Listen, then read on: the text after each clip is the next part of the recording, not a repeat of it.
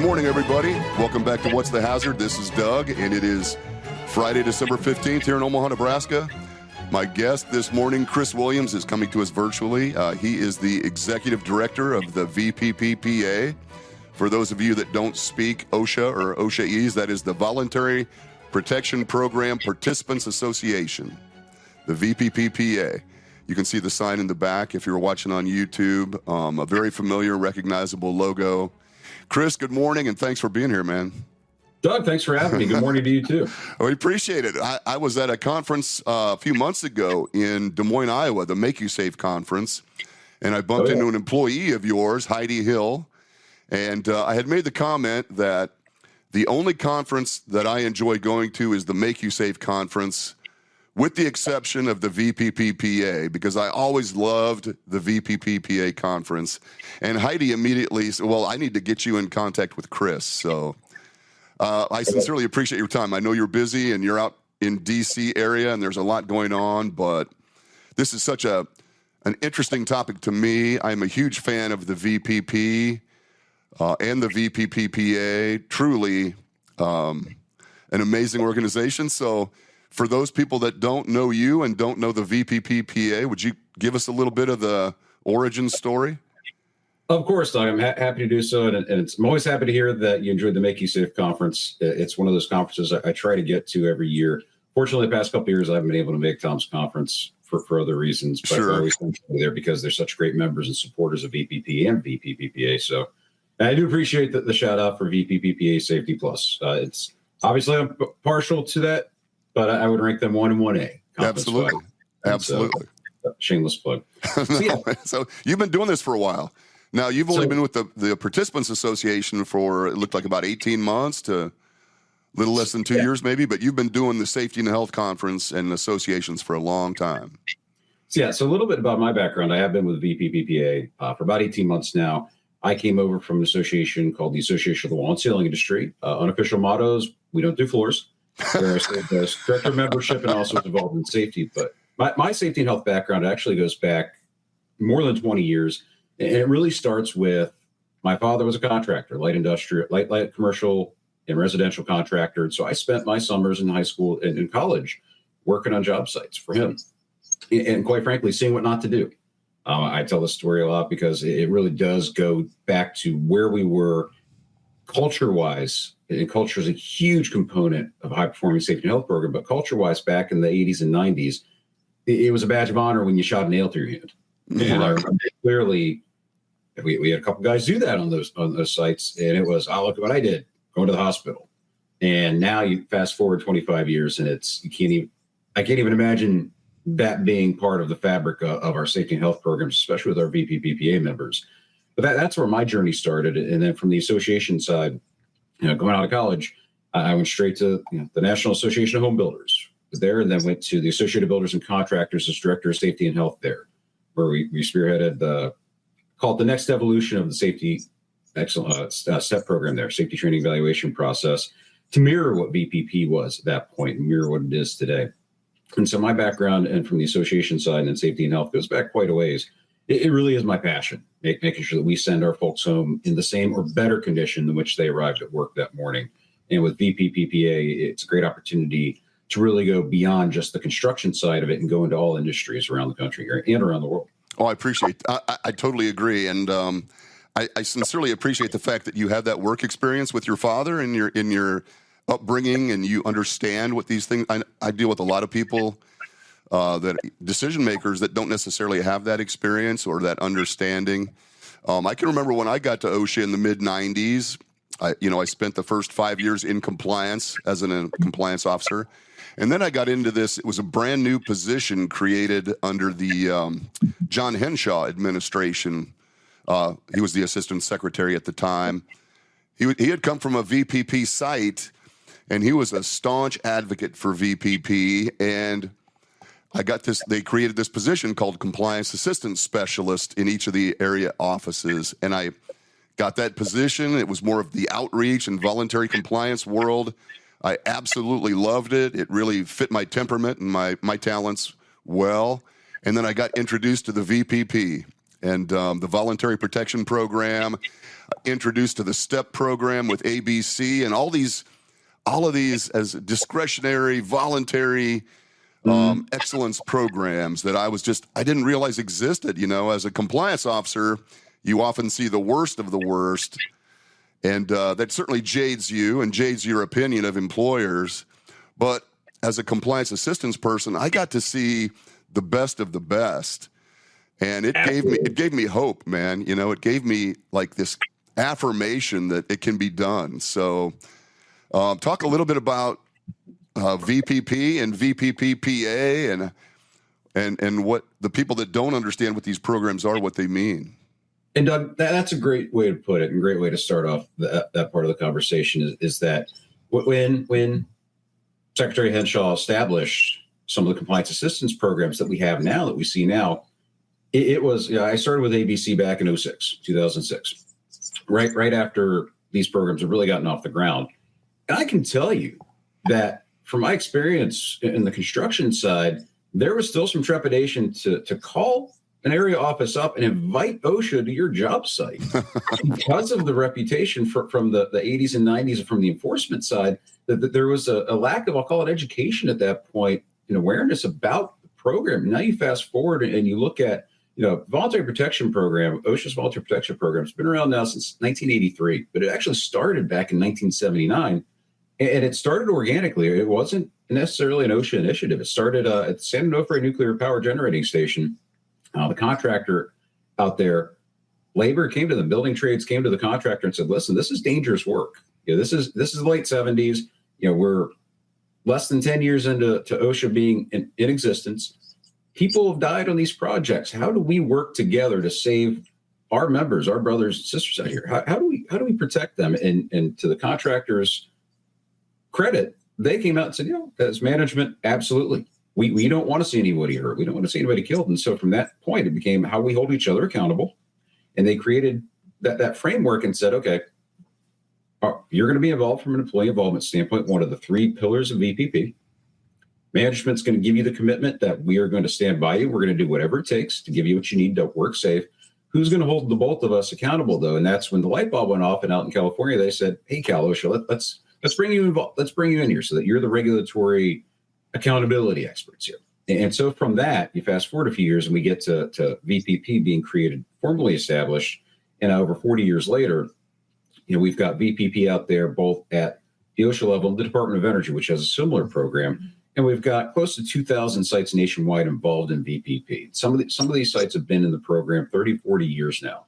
And it's one of the biggest questions I get is, well, once you get to VPP, is that it? And my answer is absolutely not. Doug, as a safety and health person, you understand that there is no stopping your safety and health journey. Mm-hmm. It's this VPP, the star flag, when it goes up, it is a great achievement, but it is a waypoint on that continuing journey, because what we see is if you use that as the end game, that we've gotten to the pinnacle and that's it, the pinnacle keeps moving, that mountain keeps going higher. And if you stop, you start to regress. And VPP holds companies accountable through the annual self-evaluation and the recertification audits. And we have sites that quite frequently will drop out of the program because they don't meet the standards set by the program because they didn't use it as that waypoint, that continuous improvement component. Wow, that is such an excellent description. You're an incredibly articulate guy. I sincerely appreciate that. And that was a great description of it. And, this is a labor program. And I didn't know the history, actually. So thank you for even sharing that element. I didn't know that's how it originated. But this program, there's over 530 local unions that are signatories to VPP agreements.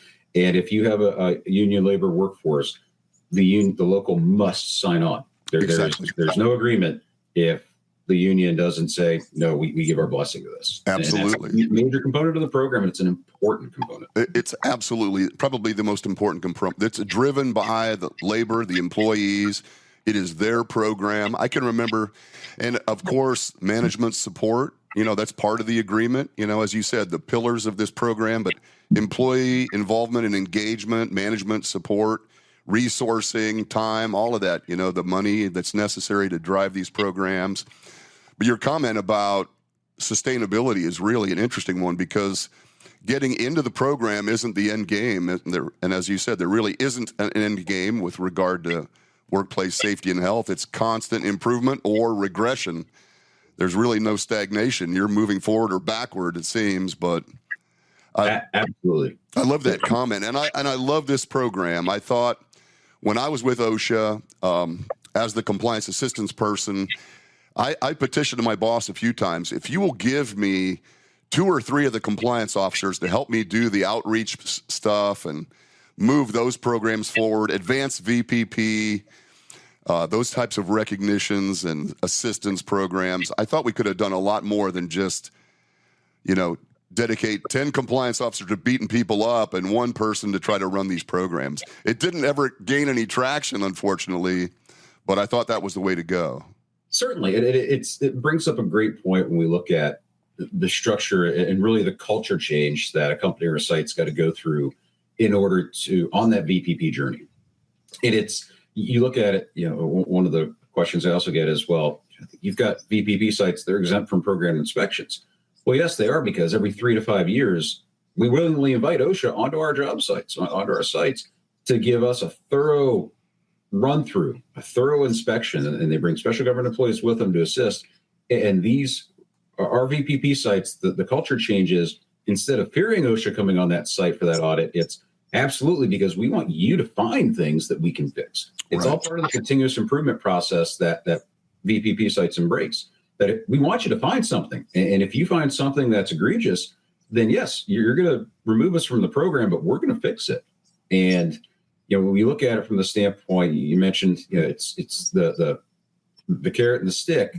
In this case, it's a little bit of both, but we're embracing having OSHA on that site to give us that feedback. With the annual self-evaluation, we're also sending that report in every year to our SG coordinator, their office, the regional office, to look at and say, we've got a ton of great SG VPP coordinators out there at OSHA that when they look at those reports, they can tell the sites and pick apart the sites that if you're copying and pasting from previous years, they're going to call you out on it and say, we're coming over.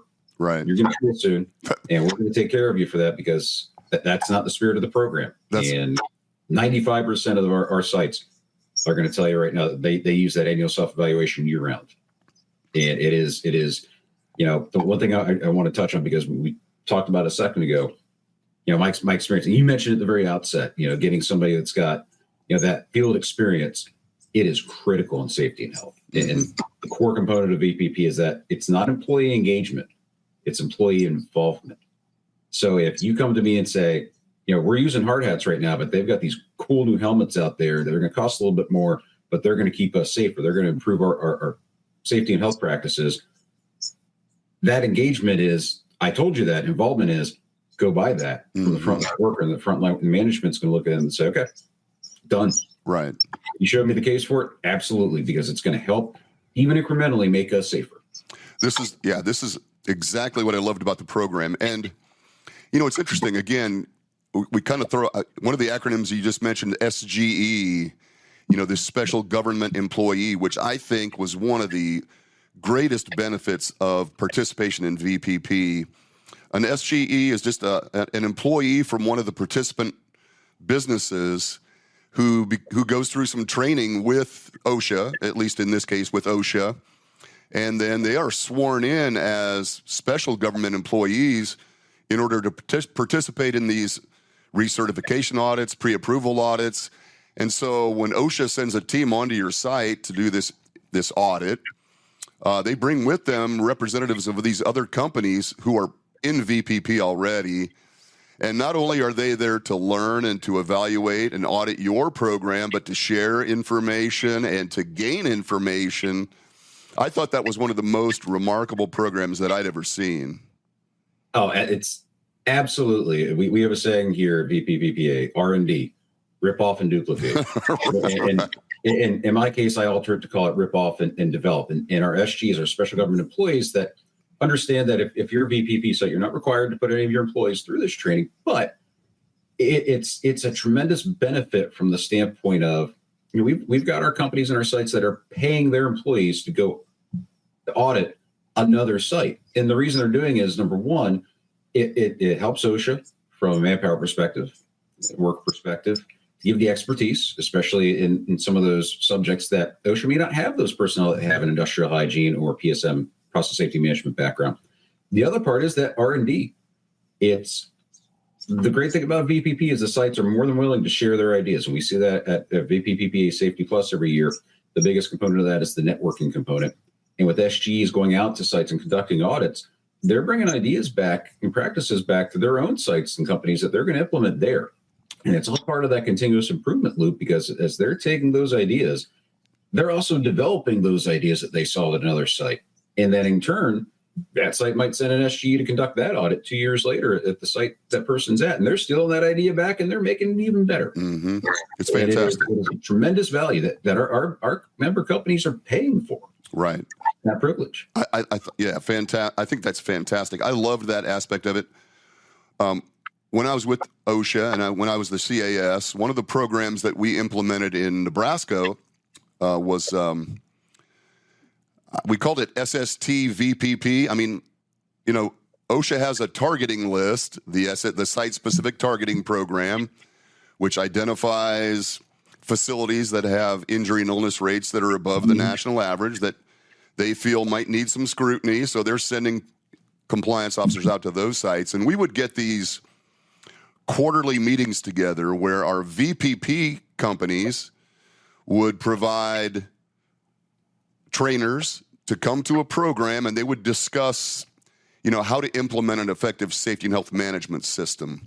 They would talk about things that they had done specifically in their organizations to advance their programs, and they would share this information with all of these people from the SST sites that really had no understanding of these programs, and they were so generous with the information. They wanted to help. They didn't get paid for it, obviously. They don't get paid to do any of this stuff. They're paying for their employees to do it all. And yet, you know, for years we ran this program where the VPP folks would share information with these SST participants and, you know, try to give them, you know, I think mentoring is a big part of this program. It is a tremendous component, and it's one that we have a number of opportunities, not just from a VPPPA standpoint, but within OSHA to really expand on, especially with SGs. And part of what we're working on with OSHA, because we have such a great relationship on the compliance assistance and the cooperative program side, one of the items we're working on with VPP modernization is how do we engage those SGs to become those mentors? How do we capitalize on their experience and their companies and their sites experience and their lessons learned to really spread that? You and I'm comfortable enough to say that you and I are old enough to remember the old days when safety and health was viewed as its competitive advantage. I'm not going to share what we've developed, what we've invested in, because it means my competitor is going to have that and they might get jobs in construction at least. In VPP, it's you call up any of our sites and you go to our conference and you talk to folks and you say, yeah, I need a PSM implementation plan. What can you give me? Here it is. Here's the book. Yep. Willingly, because the culture change I talked about a few minutes ago, it really is embracing the fact that we're not just here to save our own people's lives. What we do saves others' lives as well. And I might be on a site in Houston, but some of this might apply to a site up in Anchorage. And we've had that happen where it's, and I'm more than happy to give that to you, even if it's a competitor, because we know that we're saving lives. And these are people that it really embraces the human element that we've seen now the past 10 or 15 years in safety and health, which is core to the program, obviously. But now that we're starting to see the rest of industry catch up, they're starting to see the value that VPP has brought for 40 years, and that VPPPA has kind of fostered with some of our events, with some of our networking opportunities to share that information and give it out there freely to make sure that we're protecting workers, not just at our own sites, but around the world. I love that.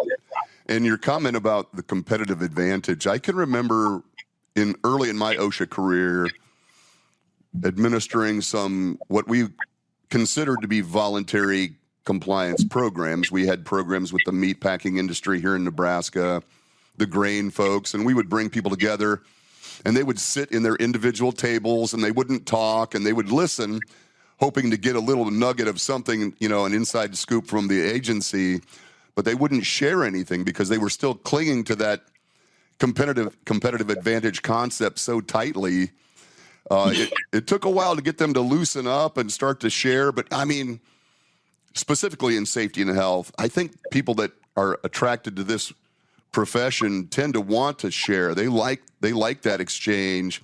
The executives in the companies weren't all that thrilled with it, but the safety people wanted to learn and share and grow and evolve. And so that's kind of what the VPPPA and the VPP program have actually kind of promoted and allowed. It's remarkable.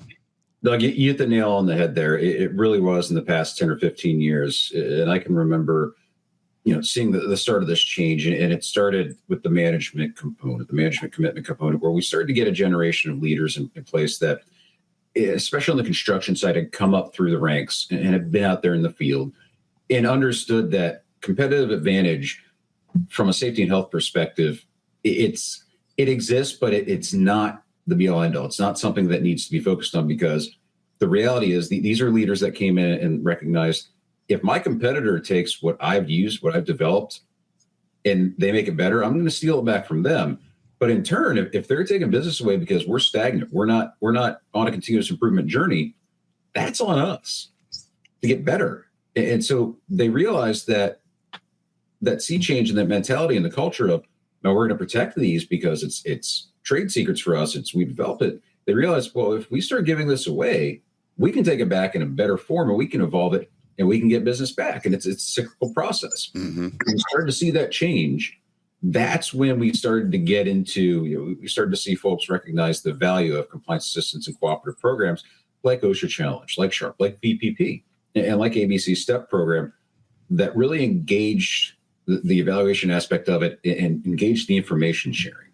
And that's, our job's never done until we're at zeros across the board on our lagging indicators. Yours and my job's never going to be done. Absolutely. But you take some heart in the fact that we've seen that change in our lifetime, and we're starting to see it even more from an evolutionary standpoint of improving that next great leap forward in safety and health.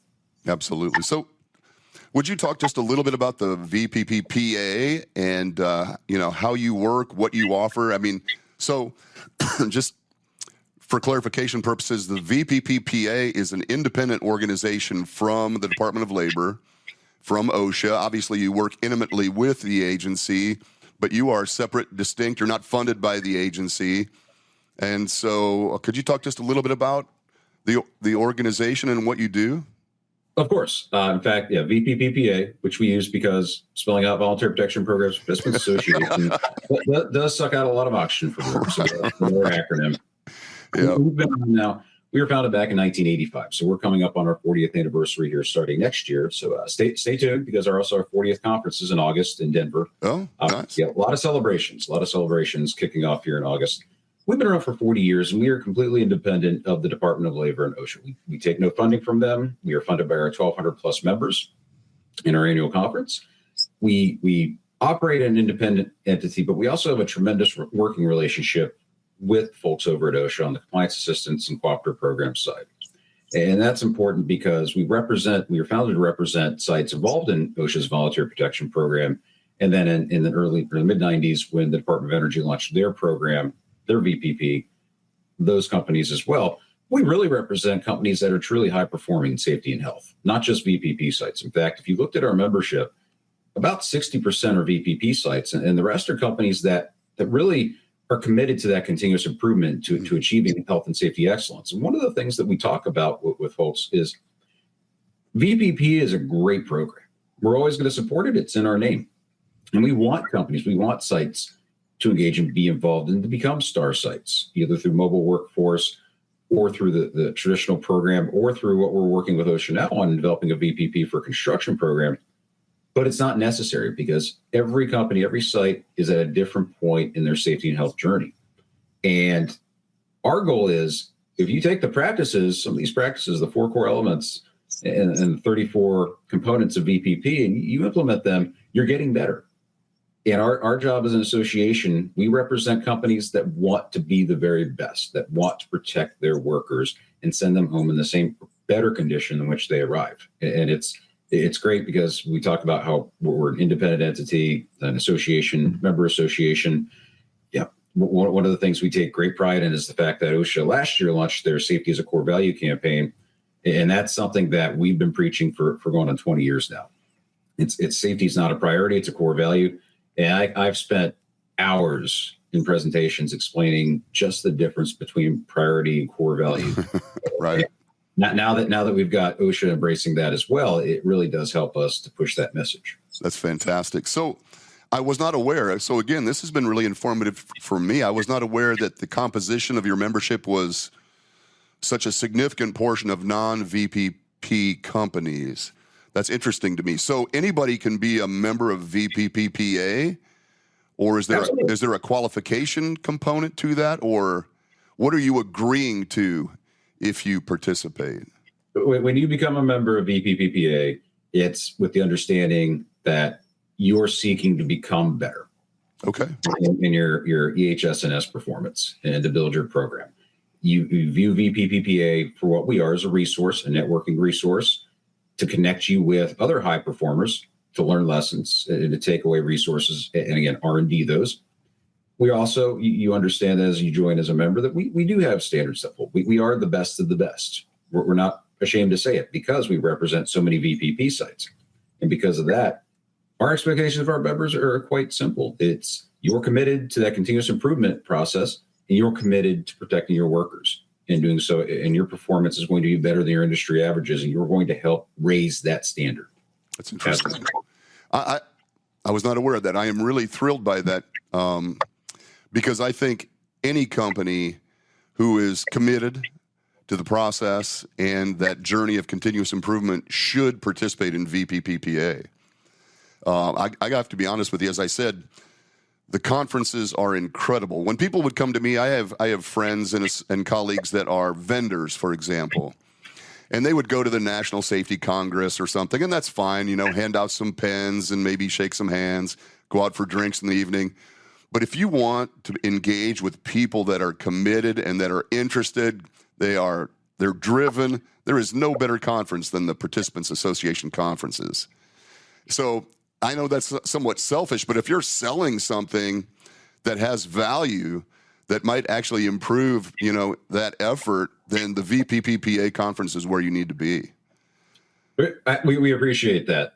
Like we appreciate that sentiment. And one of the things, I'll touch on two topics here because we touched on mentoring a little bit ago. And a major component of VPPPA membership is access to our members who have already gotten that star flag and are still working on that continuous improvement journey. We have our formal mentoring program, and we pair prospective sites and companies that are looking to advance their EHS&S program with some of those companies that are already on that path, that have already reached that waypoint, so we can bring them up. And companies that we pair, they may or may not seek to achieve VPP status. That's perfectly fine because what they've done is connect with a site or a company that's already there that's going to help them raise their standards. The other is that informal mentoring component at VPPPA Safety Plus. We've got, out of our attendee profiles with our conference, over the 2,000 plus people that attend, a large portion of them are frontline workers. And I mentioned earlier that employee involvement in EHS&S programs was core to VPP's ethos. And when you look at that attendee profile, you look at it from the standpoint of, if you're one of our exhibitors, that you just come on board. It's these aren't decision makers. Well, the opposite is true. That's what I said earlier. That frontline worker is the one going back to management and saying, "I want this helmet. I want these cut-resistant gloves," and management saying, "All right, there you go," because of that culture that they fostered. And so when you look at the informal mentoring as well aspect of it, it's those connections that not just the VPP sites in our I'll call them seasoned attendees that have been to 5 or more conferences. It's the first timers that we try to pair up, so that we try to connect them. And we try to create events and opportunities to really forge those early relationships that end up lasting a lifetime, especially in the safety and health arena, where you're calling on those folks to get those resources, to R&D them, and we're in turn doing the same thing to you. Mm-hmm. And by doing that, it's not just the VPP sites; it's also those companies that are just starting out of that journey, but it's also companies, when we look at membership, companies that go beyond from a vendor standpoint, PPE, technology, they're also learning. And we encourage them when they join the association. It's not just a selling opportunity. You're going to learn how to be better at your own company from a safety and health perspective, because VPP in high performance, it's not just isolated in one industry. This is across workplaces around the world. This is in construction and manufacturing and the industrial setting, but also the office setting. We've got a number of members that you would think, no, they don't really fit a profile of one of those categories there. But absolutely, they're some of our biggest members because they recognize that safety and health standards, EH&S programs, they go beyond that traditional, what you view as the what we'll call it the mother and apple pie of, you're out there working in a field. Safety and health applies everywhere. Right. And that's one of the great things about VPPPA membership is we've got such a diverse membership base to pull from expertise-wise that we can share that, we can push that forward. I love that. And again, I think one of the things that separates VPPPA and your conferences and your application resources is that this is the cutting edge, state of the art. This is what's new and innovative. I've been to many conferences where it's kind of the same old, and it's the same folks pushing out the same stuff. But if you want to know what's new, for example, if you want to interact with an organization like our friends Make You Safe and see where technology is evolving in the industry and see what the new PPE is, you've been referring to the helmets, the safety helmets, and where else can you find this stuff unless you go to a conference or some type of a resource where this cutting-edge, state-of-the-art technology is available, and which is why I always loved and why I miss the VPPPA to some degree. As just a consultant, it's incumbent upon me to go out there and find these new technologies and find these resources that are going to help my clients. And where else can you do that if you don't have access to something like the VPPPA conferences? And we strongly encourage our associate members, like Make You Safe, to submit proposals for sessions. But we do so under the expectation that you submit that proposal, you're going to involve a client, and you're going to present the case for, let's use technology, for example, wearable technology. You're going to present the case from both sides. You're going to present different viewpoints. It's not a selling moment. It's an opportunity, and our associate members recognize this. It's an opportunity to expose a public that to the new technology, to things that may not have seen, and the attendee can look at it and say, okay, I can associate that with Make You Safe, for example. And Tom gives a great presentation, but I now know more than I did about it on the whole. Mm-hmm. And that's a key, is that the sessions that we put on every year, we change it up because we want to continuously improve the content we provide and evolve what we're providing. It's the one thing we've all been to conferences where you see the same old speakers year after year. And that's fine. But it's also, we want to bring in new topics and new speakers as well to give those different viewpoints, because you and I have been around the block a time or two. I feel comfortable saying that. And our viewpoints, our experiences at some point, we're always learning. Absolutely. And the opportunity to learn, I take the opportunity at our conferences all the time, and the events we do, to go around and sit in on sessions, because that gives me the opportunity to learn and even challenge some of the preconceived notions I may have formed over the past 20 plus years. And I think that's a great benefit of being a part of VPPPA and going to Safety Plus and also some of our other conferences. Absolutely. I don't think there's any way to separate that. You have to have some type of curiosity, some technical, intellectual curiosity in order to continuously improve, which was why the SGE program worked, which is why, these networking conferences work, where you have an opportunity to feed that desire to, learn and see what's new and who does things better. You have to, it takes a little bit of humility to be able to say, hey, man, we're not done. We need to learn more. And so I seek it out and ask for it. And, it's available if people are desirous of that information. And I'm glad you mentioned that, because a major component of our mission is to advance health and safety excellence, but also develop the next generation of high-performing health and safety professional. And a major characteristic of the folks that are going to take our place is that curiosity, that desire to learn, and to accept that we don't necessarily have all the answers. And even if we do have an answer, there may be a better way to do it. And we have the humility to say, perfect, I was wrong on that one. Your way's better. I'm going to take your way. We're going to make it better. You're going to take it back from me, because 5 years down the road, you're going to say, oh, yeah, the way we're doing it might not be the best. And so our big component of that mission is for us to train our replacements, but to do so in the culture that we've developed with voluntary protection programs and with the high performing members that we have. Fantastic. And spread that, because these are folks that we look at a competitive labor market. Coming from the construction side, we've had a chronic skilled labor shortage for every year I've been involved, 20 some years now. Yeah. Never going to change. So it's our job is to train from a safety and health perspective, someone that may be going to another company. And our members acknowledge that. And they embrace it because they're going to do the same thing. They're hiring from the same pool. And so the more we train these folks, the more we give them, ingrain them in the culture that we've developed from an EHS&S perspective, the better off we're going to be 5 years down the road when we're hiring that person back at a higher level. Mm-hmm. I really appreciate your saying that. That's really interesting, because I think there is a tendency oftentimes to resist that. I don't want to overtrain this person because they're going to leave me, and but it's just for the betterment of the whole, right? I mean, it always comes back around. It's why here in Nebraska we're kind of a small community, and we have a small, intimate community of safety people, and when they are moving on or leaving, I want to keep them here. So I do a little bit of informal placement services because I know a lot of people, and I want to keep that talent right here in Nebraska. I like that they get educated somewhere and they move on, and as you said, they're going to move back, and they're going to keep it right here, so we can all benefit from that. And we've got to view it as an opportunity, because it's, when we talk about continuous improvement in safety and health, a big component of that is I'll call it the fresh set of eyes perspective. And we need to view that movement of labor and that movement of talent from the perspective of, it gives us the opportunity to develop the next person who may have a completely different perspective that may be better, that may challenge some of the preconceived notions and some of the processes we've implemented.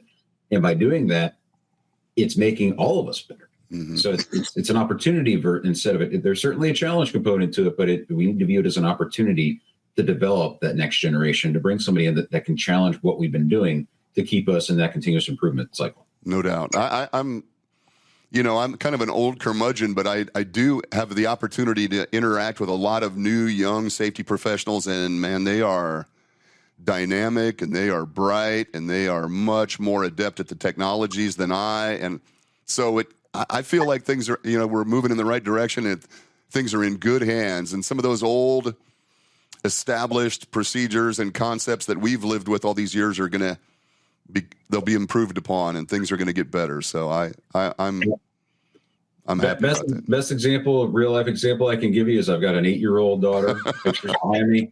She knows more about how her iPad works than I know. Absolutely. And I learn from her on a daily basis from a technology standpoint, because when you and I were kids, we didn't have laptops in schools, and she's got her laptop and iPad in school right now, and she knows if we're not learning, if we put stick our head in the sand, it's going to result in regression from an EHS&S perspective. And it's incumbent upon us to be open to learning and to be open to admitting when we don't have all the answers, because I think that once you embrace that from a cultural standpoint within the company, within the site, then you start to truly advance health and safety excellence. I totally agree. That's fantastic. So, Chris, 40th anniversary, the national conference is going to be in Denver in 2024? Correct. August 25th through 28th. Registration here is going to open early February. We're very excited. We started planning for this before we even completed the 2023 Safety Plus event in Orlando, which was a great success. Fantastic. It's going to be our 40th conference and our 40th anniversary at the same time. That sounds fantastic. I might have to try to make that one, man. That sounds wonderful. I love Denver. I've got a son that lives out there, so it might be a nice trip. We did our site visit here last month, and the first site visit. And I can tell you, I'm excited from the standpoint of some of the ideas that our planning committee has thrown about in terms of things that we can do out there, but also we'll be at the Gaylord Rockies. The facility is absolutely amazing, and the views are phenomenal. That's awesome. Gaylord Rockies. And so for the folks that want to get in touch or learn more about VPPPA, the website information, what can we give them that they can go research? Absolutely. I encourage everyone to visit our website, www.vpppa.org. We also have a dedicated site for VPPPA Safety Plus. It's safety.vpppa.org. And of course, one of the things that I like to do whenever I do a podcast or I do an interview is, I'm open and accessible. Sometimes my staff would tell me too much, but if you're looking for more information about the association, I'm more than happy to help. You can reach out to me. My email address is cwilliams@vpppa.org. And my direct line is 703-761-6504. You're kind of the Paul O'Neill of VPP, it sounds like. I appreciate your offering that information. We will post that. I'm glad you mentioned his name, because one of, when I like I said, this is my passion, health and safety excellence. And Paul O'Neill and his time with Alcoa, there's a great book out there called The Power of Habit. And there's an entire chapter dedicated to when he came on board, I believe it was in 1987. Mm-hmm. And forgive me for this aside, but it's an important story in terms of how far we've come. When he came on board at Alcoa in 1987, the first thing out of his mouth for shareholders meeting wasn't, we're going to increase profits, we're going to increase productivity. It was, we're going to reach zero. We're going to reach zero incidents. We're going to be the safest manufacturer out there. And everyone scratched their heads. So what the heck is this guy talking about? Why would he even say that? We're more concerned about money, because he realized that profitability and productivity are tied directly to safe performance. And Alcoa became one of the safest manufacturers during his tenure there. Absolutely. And a great book, a great case study in safety, transformational safety culture. It's one of the books I carry with me all the time, man. I love that. I read that chapter over and over. It's fascinating. I built entire presentations on that chapter because it's so impactful in our profession. No doubt. Absolutely. But, he offered up his phone number to every employee in that company and said, much like what you just said, hey, if you need something, you call me. If you can't get some satisfaction here locally, then I'll make sure we get it addressed. And I appreciate that, because that's kind of an unusual thing to do. And the other thing too is, and I share this, I'm a Paul O'Neill fan, is his comment to his employees, and my comment to everyone I talk to is, it's, you like more information about the association, I'm more than happy to help. But if you've got some ideas, if you've got thoughts on how we can improve how we function, how we deliver value to our members as an association, but also how we can strengthen the program itself, I'm all ears. Because again, I don't have all the answers, and we're more than happy to admit that. And there's folks out there right now that might be listening or watching that are going to have ideas that they can share, that we can then help to move the needle, even if it's incrementally, to save one life, to protect one worker. And if that's the case, we will more than happily take those. I'm more than happy to take comments, criticism, constructive criticism, and ideas, and we can use our position and our influence within Washington, D.C. here to be able to use that and influence improvement for everyone. Absolutely. So the national conference is the big event. There are regional conferences. Each of the regions has a conference typically each year as well. I can remember participating in the Region 7 conference.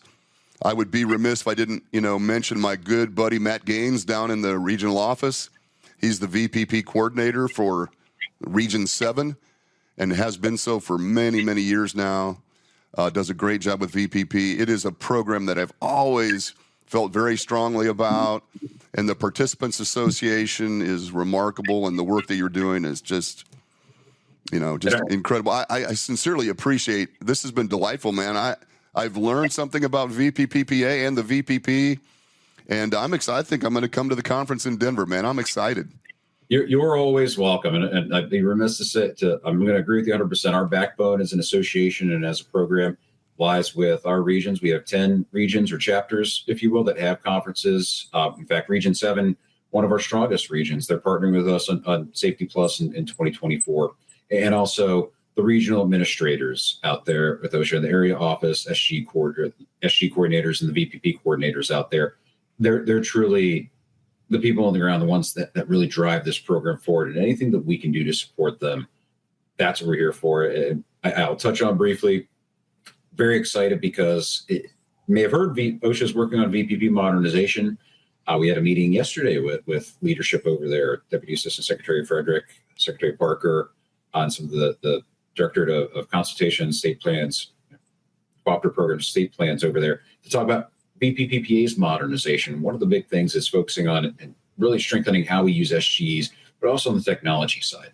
What technology can we help deploy as an association that's really going to help the end user, the VPP site, and OSHA, that we can turn over to them to really build the program up and make it easier for our folks in the regional offices, the area offices, to conduct those audits, to review those applications, to make it so that we can get more companies into VPP and help ease their workload, because we all know the budget realities within the federal government. We know that that's always going to be a struggle. We want to make sure that we're doing everything we can as an association to help OSHA really realize the full potential of this program. Interesting. I completely, I'm glad to hear that. And I know that there was always a very intimate relationship with OSHA, with the agency. As you mentioned before we started recording, this is a discretionary program. So, monies and support can somewhat fluctuate based on the other strains on the resources the agency has, but the program should never go away. I think it's one of the best things OSHA does, frankly. And so I'm excited to hear that it's in good hands, that you guys are continuing to grow and push and move forward.